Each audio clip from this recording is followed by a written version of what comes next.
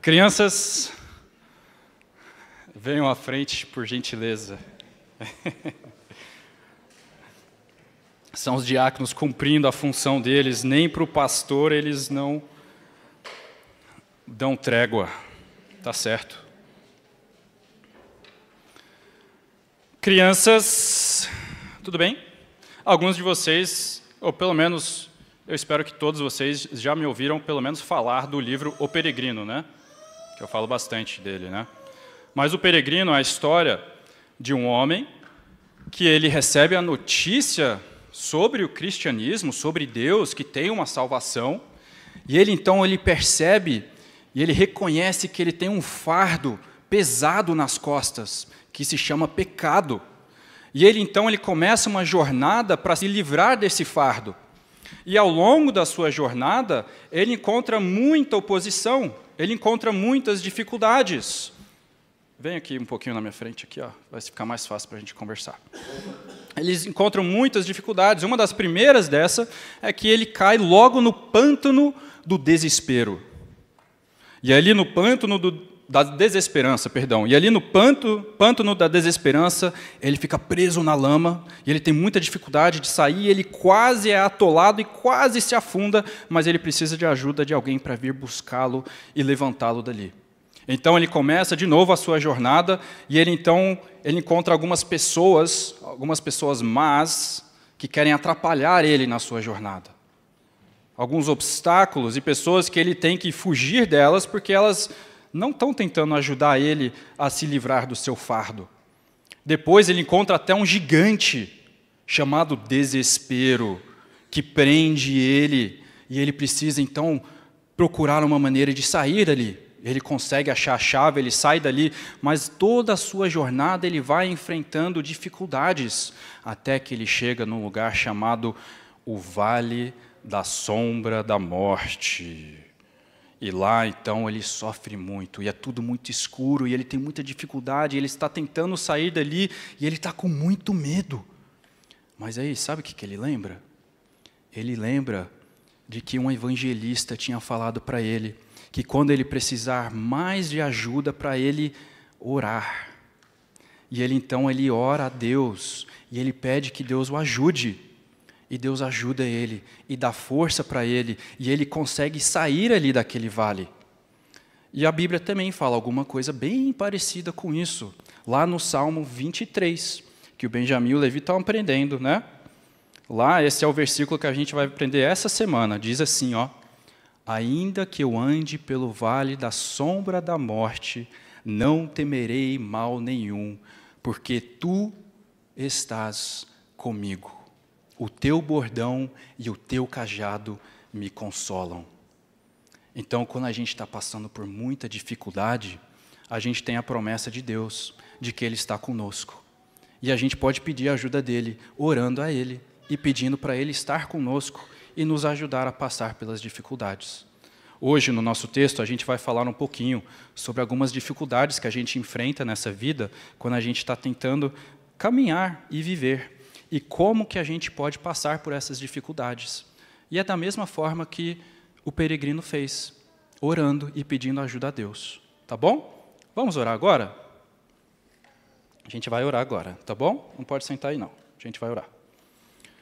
Senhor Deus, obrigado, Pai, que temos como orarmos ao Senhor e que temos livre acesso ao Senhor, que podemos chamá-lo de Pai, que temos a certeza de que o Senhor nos ouve e vem ao nosso refúgio.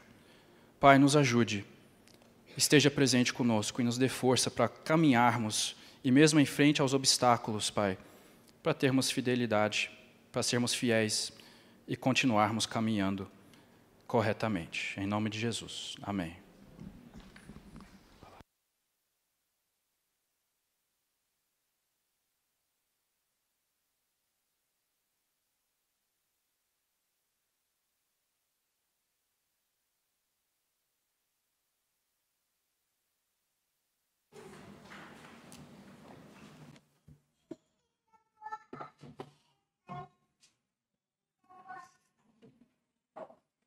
Bom dia. É impressionante o quanto que crianças conseguem memorizar rapidamente. É impressionante. Isso só uma dica para os pais aproveitarem este momento da cabecinha deles desse tamanho para ensinar eles a memorizarem versículos da Bíblia. Eles memorizam muito mais rápido do que nós. Meus irmãos, vamos abrir a nossa Bíblia em Neemias capítulo 4. Neemias capítulo 4, nós vamos continuar a série de pregações no livro de Neemias. No domingo passado nós vimos Neemias capítulo 3, o povo de Deus trabalhando e operando na obra de Deus, todos empenhados no propósito que Deus havia estipulado para eles.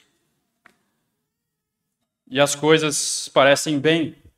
No capítulo 3 é um ótimo capítulo, todos estão trabalhando, todos de todos os lugares, com diferentes responsabilidades e papéis, estão empenhados na obra de Deus.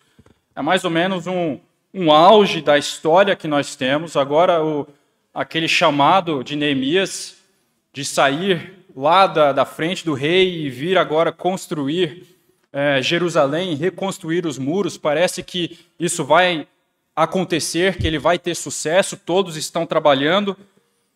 E aí, de repente, nós chegamos no capítulo 4 e eles enfrentam grande oposição. Quantas vezes nós estamos caminhando na nossa vida e andando e tentando ser fiel a Deus e parece que está tudo indo bem e de repente, de um dia para o outro, de uma hora para outra, as coisas mudam repentinamente. É um pouco disso que está sendo demonstrado aqui. Na verdade, ao ler esse capítulo, me lembrei muito do que Jesus fala aos seus discípulos, inclusivamente em João 15, 18 e 27. Permita-me ler um pouco desse trecho. Diz assim: se o mundo vos odeia, sabei que primeiro do que a vós outros me odiou a mim. Se vós fosseis do mundo, o mundo amaria o que era seu. Como, todavia, não sois do mundo, pelo contrário, dele vos escolhi, por isso o mundo vos odeia. Depois, no versículo 20, ele vai falar também: se eles perseguiram a mim, também perseguirão a vós outros. No versículo 21, tudo isso, porém, vos farão por causa do meu nome, porquanto não conhecem aquele que me enviou. E ele continua: se eu não viera, nem lhes houvera falado, pecado não teriam, mas agora não tem desculpa do seu pecado. E no final, versículo 26 e 27, quando, porém, vier o Consolador, que eu vos enviarei da parte do Pai, o Espírito da verdade, que dele procede, esse dará testemunho de mim, e vós também testemunhareis, porque estáis comigo desde o princípio. O que Jesus está falando aqui é algo muito sério. Jesus está falando que ele foi perseguido porque a sua presença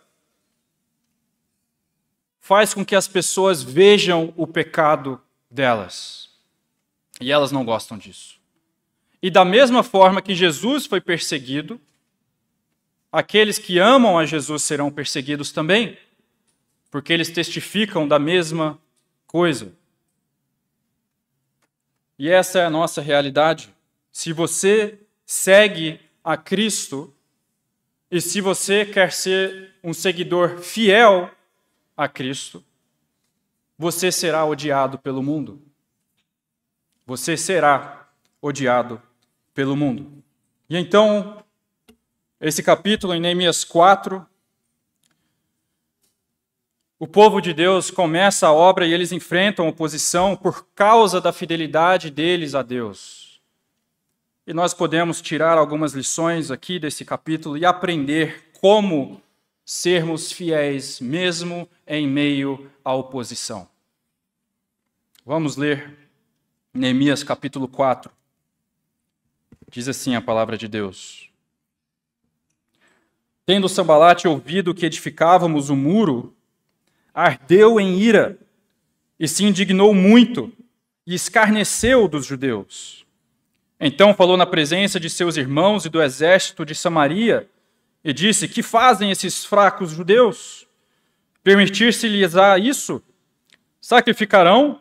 Darão cabo da obra num só dia? Renascerão acaso dos montões de pó as pedras que foram queimadas? Estava com ele Tobias, o amonita, e disse: ainda que edifiquem, vindo uma raposa, derribará o seu muro de pedra. Ouve, ó nosso Deus, pois estamos sendo desprezados. Caia o seu opróbrio sobre a cabeça deles, e faze que sejam despojo numa terra de cativeiro.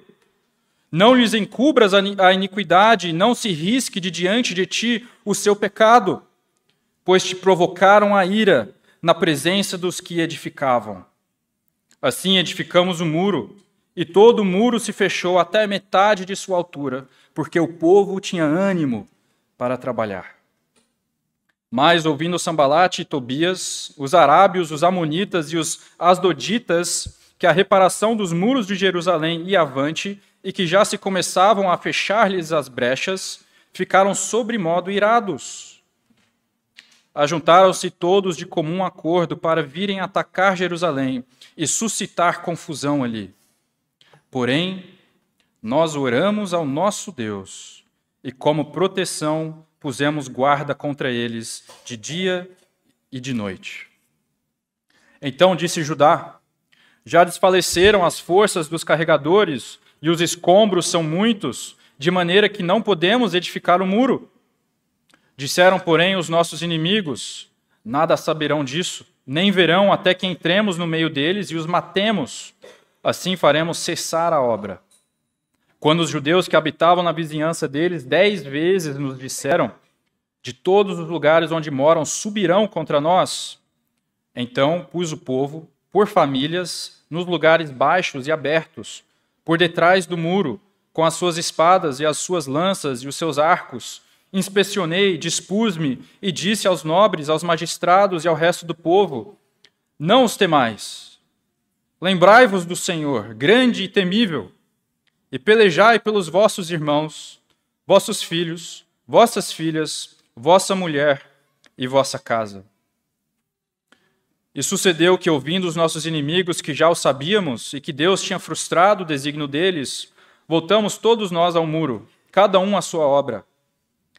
Daquele dia em diante, metade dos meus moços trabalhava na obra, e a outra metade empunhava lanças, escudos, arcos e couraças. E os chefes estavam por detrás de toda a casa de Judá. Os carregadores que por si mesmos tomavam as cargas, cada um com uma das mãos fazia a obra, e com a outra segurava a arma. Os edificadores, cada um trazia a sua espada à cinta, e assim edificavam. O que tocava a trombeta estava junto de mim. Disse eu aos nobres, aos magistrados e ao resto do povo: grande e extensa é a obra, e nós estamos no muro muito separados, longe uns dos outros. No lugar em que ouvirdes o som da trombeta, para ali acorrei a ter conosco. O nosso Deus pelejará por nós. Assim trabalhávamos na obra, e metade empunhava as lanças desde o raiar do dia até o sair das estrelas. Também nesse mesmo tempo disse eu ao povo: cada um com seu moço fique em Jerusalém, para que de noite nos sirvam de guarda e de dia trabalhem. Nem eu, nem meus irmãos, nem meus moços, nem os homens da guarda que me seguiam largávamos as nossas vestes. Cada um se deitava com as armas à sua direita. Vamos orar? Senhor Deus, esteja presente aqui conosco. Abra, Pai, as nossas mentes, o nosso coração, e pedimos, Pai, que o Senhor aplique a Tua palavra às nossas vidas. Transforme o nosso coração, transforme o nosso ser. Nos santifique, Pai, através da Tua palavra. Em nome de Jesus. Amém. Bom, como eu já disse, Neemias estava agora empenhado na obra de Deus. As coisas estavam dando certo. Todos estavam trabalhando. Ele havia chegado e alguns se opuseram à sua liderança, mas agora todos estavam trabalhando fielmente na obra de Deus. E então, de uma hora para outra, de um capítulo para o outro, as coisas repentinamente mudam. Agora nós vemos Sanbalate e Tobias se enfurecendo e buscando destruir o que eles estavam fazendo e acabar com os seus planos. Antes que nós pensemos e vejamos aqui o que está sendo tratado no capítulo 4, eu preciso lembrar a vocês, e na verdade todo o livro de Neemias tem que ser lido sob a ótica de que Neemias está no centro da vontade de Deus. Isso foi falado no capítulo 2, ali isso fica bem aparente. Nós já falamos como que no primeiro capítulo, quando Neemias percebe a notícia de que os muros não estão bem, ele se comove por inteiro. Ele ora a Deus instantaneamente. Ele tem uma vida de oração contínua. No capítulo 2, isso também se torna bem claro. O rei percebe que ele está triste. Ele ora a Deus 3, 4 vezes somente naquele capítulo. Neemias é a figura de um homem que tem um relacionamento íntimo com Deus, que está no centro dos propósitos de Deus, que conhece a Deus, o coração de Deus, e então ele sabe o que ele deve fazer e como ele deve agir. Ele vive de tal forma que os propósitos de Deus se tornaram os seus propósitos. A história, então, e as ações de Neemias têm que ser interpretadas por essa perspectiva. Eu estou falando isso porque nós vamos ver algumas coisas nesse capítulo que precisam ser olhados sob essa ótica. Bom, então nós vemos aqui no capítulo 4 como viver frente à oposição. Como viver frente à oposição.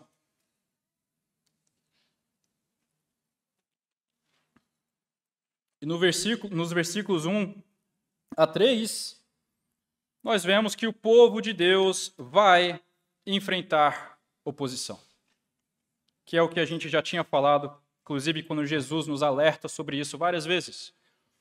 Em João, essa não é a única vez que Jesus alerta sobre isso, mas quando ele manda os seus discípulos também, ele os alerta que eles serão perseguidos por causa de seu nome. E nós temos que saber e esperar que nós vamos enfrentar oposição. Logo no primeiro versículo nós temos o relato disso.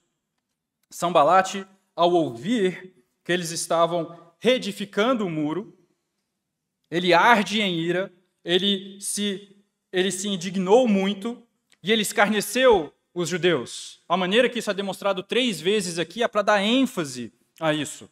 E para nós isso pode parecer pouca coisa, mas percebam que ele faz isso publicamente.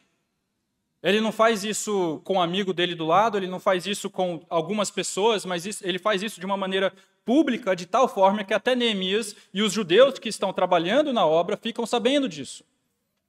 Sanbalate faz isso de propósito, na verdade, para oprimir o povo, para tirar deles a esperança, para que eles fiquem abatidos e abalados e não consigam mais construir a obra de Deus. Percebam também que, ao zombar dos judeus publicamente, ele não está somente zombando dos judeus e não está zombando necessariamente da construção, ele está zombando do que eles representam. Ele está zombando do Deus deles. Ele está zombando do fato deles estarem construindo e estarem empenhados na obra de Deus. Inclusive, quando ele está falando essas coisas, ele diz, como que eles farão isso? Eles sacrificarão. E ao zombar deles, ele zomba também do Deus deles. Além do mais, Sanbalate é o governador da Samaria. Ele faz isso na presença de Tobias, que é governador de Amon. Ele faz isso na presença do exército de Samaria. Vocês devem acompanhar, né? Por alguns anos nós estamos vendo a guerra da Rússia contra a Ucrânia. Isso é parecido com algumas coisas que o Putin faz. Nós vamos destruir a Ucrânia em 3 dias. Em 2 semanas nós vamos tomar isso daqui. Nós temos tantos tanques e tantas coisas para abater aquelas pessoas. Era mais ou menos isso que Sanbalate estava fazendo aqui. publicamente vindo à tona e falando, zombando dos judeus, zombando daquela obra, zombando daquele povo e, consequentemente, zombando de Deus. E aí Tobias, governador de Amon, ainda no versículo 3, ainda que edifiquem, vindo uma raposa derribará o seu muro de pedra.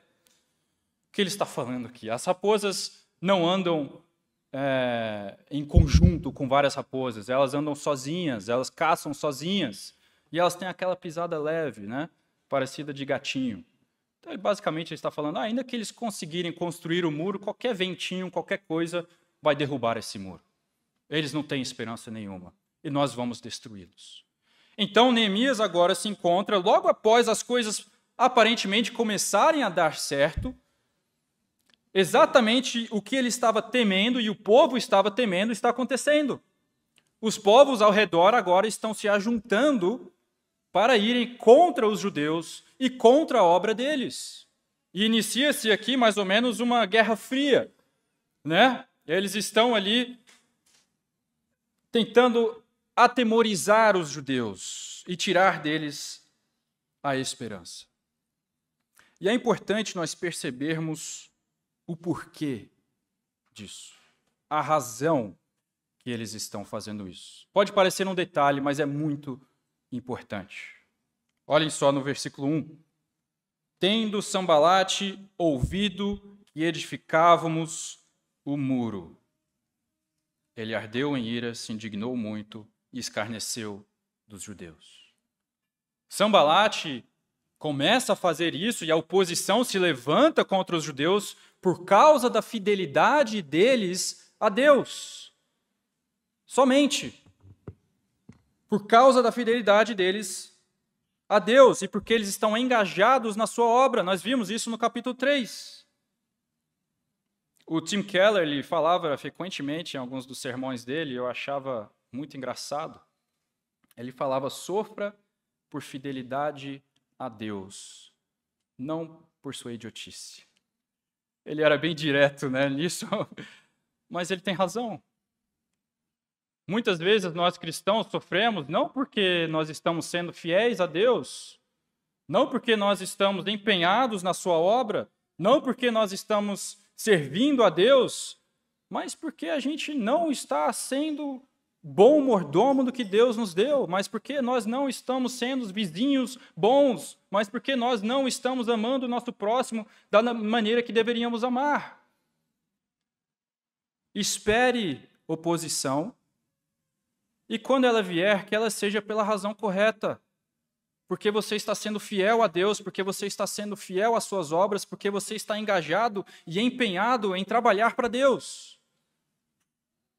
Isso vai levantar oposição contra você. Com certeza. E, meus irmãos, várias vezes nós ouvimos falar de pessoas que passam por oposição, por tribulação, que são oprimidas por causa da crença deles. E eu acho que muitos de nós não conseguimos entender o que isso significa, por que nós não estamos sofrendo, por que nós não estamos sendo fiéis. Nós estamos numa batalha espiritual. E Satanás vai fazer de tudo que é possível para abafar, para destruir qualquer coisa boa que você esteja fazendo em nome de Deus e seguindo os seus propósitos. Então espere por oposição, e da mesma forma que isso aconteceu aqui, isso vai acontecer à medida que formos fiéis na nossa caminhada. Em 1 Pedro 4, 14 e 15, lá Pedro fala um pouquinho a mesma coisa que Tim Keller falou, de outra forma e com outras palavras. Diz assim: se pelo nome de Cristo sois injuriados, bem-aventurados sois, porque sobre vós repousa o Espírito da glória de Deus. Olha a segunda parte. Não sofra, porém, nenhum de vós como assassino, ou ladrão, ou malfeitor, ou como quem se intromete em negócios de outrem, mas se sofrer como cristão, não se envergonhe disso, antes glorifique a Deus com esse nome. sofra pelas razões corretas. Sofra pelas razões certas. Sofra porque você está sendo fiel a Deus e aos seus propósitos. E, meus irmãos, espere por oposição. Nós estamos em batalha espiritual. Espere por oposição. 1 Pedro 5, o diabo, vosso adversário, anda em derredor, como leão que ruge procurando alguém para devorar. Se nos lembra do salmo que lemos na confissão, o leão anda em derredor, como leão procurando alguém para devorar. E até no contexto em 1 Pedro, a resposta a isso é estarmos alertas com uma vida de oração. E é interessante que, ao percebermos aqui a mesma coisa que Pedro nos indica lá, é o que Neemias faz aqui no capítulo 4. Eles então começam a obra, Sanbalate faz isso publicamente, diante do exército da Samaria, abafa, fala mal, zomba de Deus e deles. E aí nós aprendemos, a partir do versículo 4, no versículo 4 e 5, como responder à oposição. Dos versículos 4 a 15, na verdade, é como responder à oposição. E nós vamos ver algumas formas dentro desse trecho. Então nós vimos a oposição, que nós vamos enfrentar a oposição, que nós precisamos sofrer pelas razões corretas, mas Neemias nos mostra aqui como que nós deveríamos fielmente responder à oposição. Percebam o versículo 4 e 5, o que Neemias faz imediatamente. Ouve ao nosso Deus, pois estamos sendo desprezados. Caia o seu opróbrio sobre a cabeça deles e faze que sejam despojo numa terra de cativeiro. Não lhes encubras a iniquidade, e não se risque de diante de ti o seu pecado, pois te provocaram a ira na presença dos que edificavam. Neemias ora. Neemias ora, novamente. Agora, essa é uma oração um pouco diferente. Essa não é uma oração comum. Nós não estamos muito acostumados a fazermos essas orações. Essa é uma oração imprecatória. Talvez você já tenha ouvido esse termo, isso quer dizer essa é uma oração de maldição. Neemias está ali orando para eles receberem maldição sobre eles. Talvez você pergunte, nossa, mas o que é isso? Mas por quê? Deus não é amor? Sim, Deus é justiça também.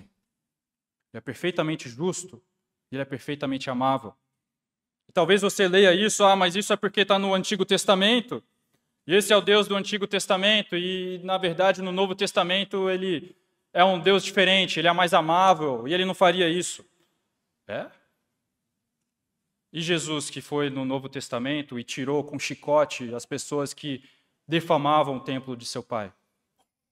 E Jesus, que orou maldições sobre os fariseus e os saduceus.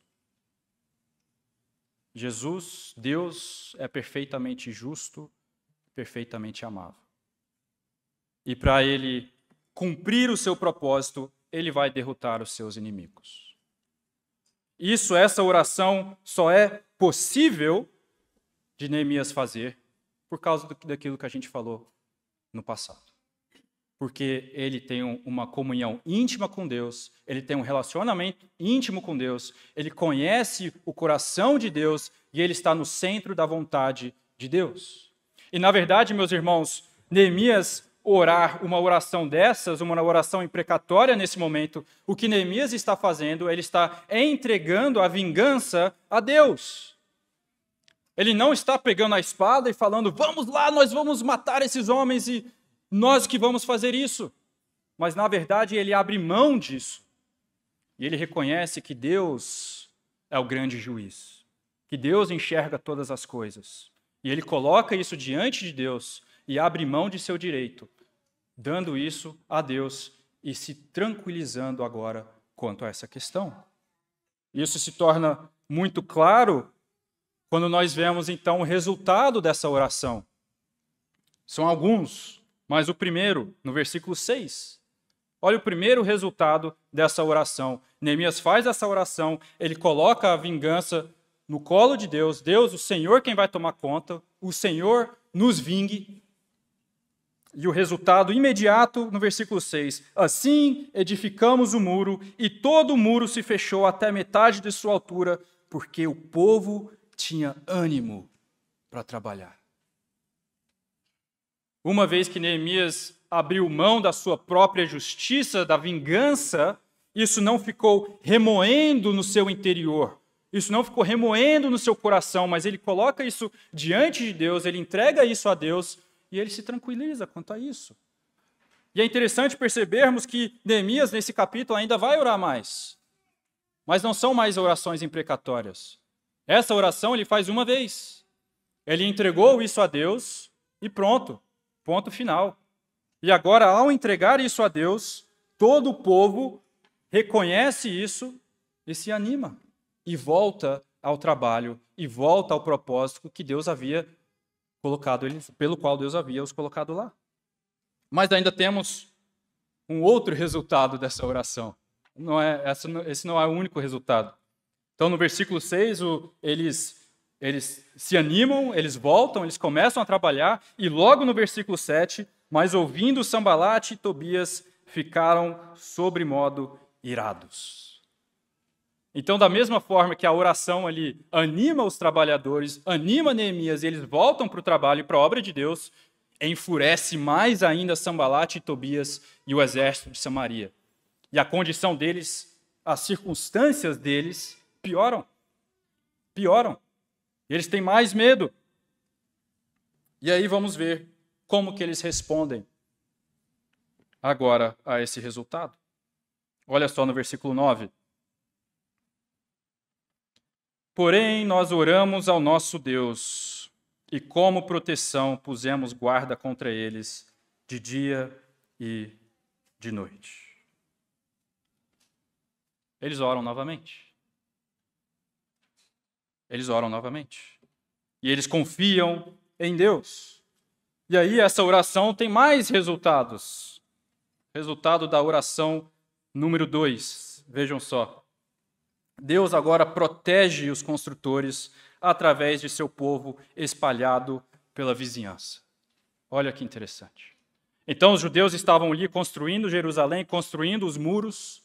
Eles oram a Deus, eles se colocam diante de Deus para Deus protegê-los. Deus levanta outros judeus, outros povos que não estavam morando ali em Jerusalém, mas que moravam na vizinhança, que ouviram Sambalate e Tobias e os planos desse exército de invadi-los. E eles vão e contam a Neemias, e contam ali aos judeus, e falam, olha, de todos os lados eles vão vir, e eles vão te destruir, eles estão planejando isso. Deus então levanta o seu corpo para irem lá e falar com Neemias e falar com os judeus. E então eles conseguem se preparar. E eles então conseguem se preparar e saber disso. Olha no versículo 12. Quando os judeus que habitavam nas vizinhanças deles, 10 vezes nos disseram, de todos os lugares onde moram, subirão contra nós. Da mesma forma, vemos isso também no versículo 14. Neemias, como um líder fiel a Deus, olha as palavras dele mediante tamanha oposição. Na segunda parte do versículo 14. Não os temais, lembrai-vos do Senhor, grande e temível, e pelejai pelos vossos irmãos, vossos filhos, vossas filhas, vossa mulher e vossa casa. E no versículo 15, nós vemos que a oposição foi temporariamente frustrada. É um outro resultado da oração. No versículo 15, ouvindo os nossos inimigos, que já o sabíamos e que Deus tinha frustrado o desígnio deles, voltamos todos nós ao muro, cada um à sua obra. E é interessante que, mediante a resposta de Deus às orações deles, eles voltam à obra. Deus responde eles e protege eles para que eles voltem à obra que eles estavam realizando. Não para que eles sentem na grama e olhem para as nuvens e ficam contando quantas estrelas tem no céu. Não, para eles voltarem à obra que eles estavam realizando e serem fiéis a Deus. Oliver Cromwell foi um general que, durante a guerra contra a Irlanda, ele extremamente famoso, um líder temente a Deus. E ele tinha um ditado que ele falava com os seus soldados. Ele falava: "Trust in God and keep your powder dry." Confie em Deus e mantenha a sua pólvora seca. E é um pouco disso que a gente vê aqui nessa parte de Neemias. Neemias ora a Deus, confia em Deus, e assim como nós vimos no capítulo 2, o fato de Neemias orar a Deus e confiar em Deus não faz com que ele não atue, não faz com que ele sente no banco e fale: eu vou esperar aqui, Deus vai operar, porque eu orei a Ele e eu estou confiando nele, então eu posso sentar e descansar em paz. Não é isso que ele faz. Na verdade, o fato dele ter orado a Deus e o fato dele confiar em Deus dá força para ele trabalhar, dá força para ele continuar a obra. E ele continua a obra ali, mesmo com espadas, mesmo com escudos, mesmo ali colocando famílias no muro para proteger o povo, porque ele confia em Deus. E ele sabe que Deus está com eles. Inclusive, é exatamente isso que ele fala no versículo 14. Lembrai-vos do Senhor, grande e temível, e pelejai pelos vossos irmãos, vossos filhos, vossas filhas, vossa mulher e a vossa casa. Confie em Deus e mantenha a sua pólvora seca. Eu me lembro, o presbítero Eliel morou conosco por algum período. Naquele período, tanto eu quanto ele éramos solteiros, nós éramos adolescentes, estávamos procurando uma esposa. E eu lembro uma vez do Eliel compartilhando o que a avó dele lhe disse. E a avó perguntava: "E aí, Eliel, estou procurando ainda?" "Tá, estou procurando, estou orando." E ela falava: "Pode orar, mas vai atrás também. Pode orar, mas vai atrás também." E graças a Deus, Eliel está bem casado, com uma ótima família agora. Mas é um pouco disso. Confie em Deus e mantenha a pólvora seca. As coisas, elas não são divergentes, mas é ao orarmos a Deus, a confiarmos nele, que nós conseguimos, então, agir corretamente, seguindo os propósitos de Deus e no centro da tua vontade. Então, a oração de Neemias leva ele e o povo de Deus a agir em prol dos propósitos de Deus. E aí, nos versículos 16 a 23, nós temos a conclusão deste capítulo. E não conclui de uma forma tão alegre. Não tem uma solução imediata aqui. Na verdade, quando a gente continua a ler, se você ler no capítulo 5, as coisas vão piorando. Eu não vou dar spoilers, mas as coisas vão piorando. Elas não melhoram repentinamente. Neemias ora a Deus continuamente e continua a oposição. E ele continua trabalhando de noite e de dia, com lanças, com espadas, trabalhando na obra de Deus. Eles confiam de tal forma na proteção divina que eles continuam a obra, mesmo que isso signifique que eles terão de trabalhar sob a ameaça de ataque iminente. E então o capítulo termina: assim trabalhávamos na obra, e metade empunhava as lanças desde o raiar do dia até o sair das estrelas. Nem eu, nem meus irmãos, nem meus moços, nem os homens da guarda que me seguiam largávamos as nossas vestes, cada um se deitava com as armas à sua direita. E essa é a situação que ele está. Que a qualquer momento eles podem ser invadidos por todos os povos e todo o planejamento dele será frustrado. E o capítulo termina assim. Não termina com o último versículo sendo: "E então nós nos animamos e Deus nos protegeu e não nos preocupamos mais com a oposição dos inimigos." Não. Eles continuaram trabalhando com armas na mão, dia e noite, com medo de invasão iminente, mas confiando em Deus, que Deus estava com eles e trabalhando na obra dele. Tem um No Spotify a gente escuta historinhas da Bíblia com os meninos.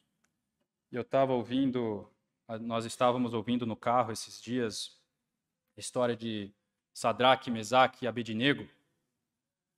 E me lembrando daquela história, a gente estava ouvindo, né?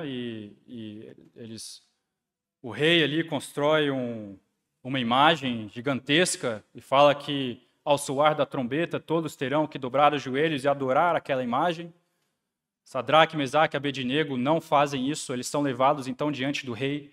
O rei dá outra chance para eles fazerem isso e avisa que se eles não adorarem aquela imagem, eles vão morrer. E olha a resposta que eles dão ao rei. Isso sempre me chama a atenção. Nabucodonosor diz para eles: "E quem é o Deus que vos poderá livrar das minhas mãos?" Muito parecido com o que estava sendo falado por Sambalate, zombando de Deus. E olha só o que responde Sadraque, Mesaque e Abednego. Ó Nabucodonosor, quanto a isso não necessitamos de te responder.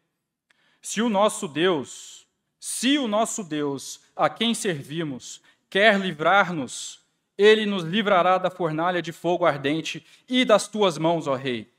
Se não, fica sabendo, ó rei, que não serviremos a teus deuses, nem adoraremos a imagem de outro que levantaste.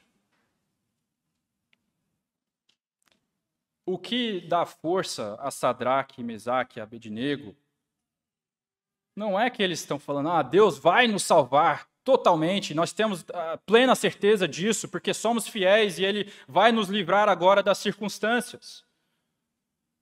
Eles até falam, se Ele não nos livrar, nós vamos continuar sendo fiéis. Nós não vamos adorar, nós vamos continuar servindo ao nosso Deus, independentemente das circunstâncias. É isso que está acontecendo aqui. É isso que está acontecendo aqui. Mas eu gostaria de chamar a atenção de vocês para mais uma coisa. Mais uma coisa. No versículo 14, a parte B, eu já li 2 vezes, mas vou ler novamente. Olha que interessante que Neemias, como um líder, como fiel a Deus, fala ao povo. Não os temais, lembrai-vos do Senhor grande e temível, e pelejai pelos vossos irmãos, vossos filhos, vossas filhas, vossa mulher e vossa casa. E aí pulem comigo para o versículo 20. No lugar em que ouvirdes o som da trombeta, para ali acorrei a ter conosco, o nosso Deus pelejará por nós. Olha que interessante. O que Neemias está falando? Trabalhem na obra de Deus, que Deus vai tomar conta de todo o resto. Deus pelejará por vós. Deus está pelejando por nós. Não se preocupem com essas coisas, se preocupem com a obra de Deus, com o propósito de Deus, e Ele vai se preocupar com você. E Ele vai te proteger. E Ele estará contigo. Na verdade, é isso que nós vemos também no Novo Testamento, não é? Buscai primeiro o reino de Deus e a sua justiça, e todas essas coisas vos serão acrescentadas. A nossa responsabilidade é buscarmos primeiro o reino de Deus e a sua justiça, e sermos fiéis ao chamado que Ele nos deu, e Ele pelejará por nós. Então, meus irmãos, pelejai, e o nosso Deus pelejará por nós. Vamos orar?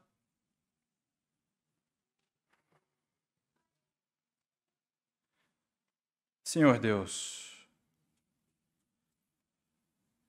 nos ajude, Pai, esteja conosco. Nos ajude, Pai, a termos o coração e a mente no lugar correto, no centro da Tua vontade. Nos ajude, Pai, a nos empenharmos na Tua obra, a sermos fiéis ao chamado que o Senhor nos deu, com a nossa esposa, com o nosso marido, com os nossos filhos, com a nossa família, com a nossa igreja, no nosso trabalho, com o nosso vizinho. Nos ajude, Pai, a nos empenharmos a vivermos uma vida fiel diante de Ti. e confiando em Ti quando enfrentarmos oposição do inimigo. Nos ajude, Pai, a entendermos a realidade na qual vivemos, que é de batalha espiritual. E nos ajude, Pai, a entendermos e a confiarmos de que o Senhor está do nosso lado, pelejando por nós a todo instante. E não temos que temer coisa nem pessoa alguma, porque o Senhor está conosco. Esteja, Pai, conosco e nos ajude a estarmos contigo em todo instante. Em nome de Jesus. Amém.